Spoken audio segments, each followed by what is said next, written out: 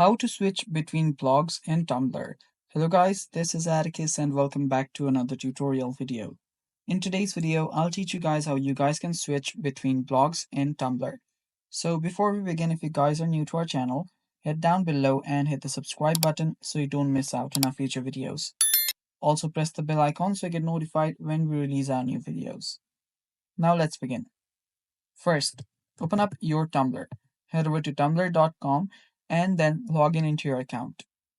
After you've done that, here to find your blog, head over to this account section on the left hand side. Right, simply click on this drop down button and there you'll find all your blogs. So you can head over to any blog right here, and here you are. This is a first blog. And if you want to switch between blogs, here you will see the drop down button. You can tap on that and then you can see another blog, all the list of your blogs available here. Tap on that blog and you'll switch to that blog. You can do it from here or you can do it from here as well. So if you click on this, you will be changed into this blog, and if you click on this, you'll be changed or switched into this blog.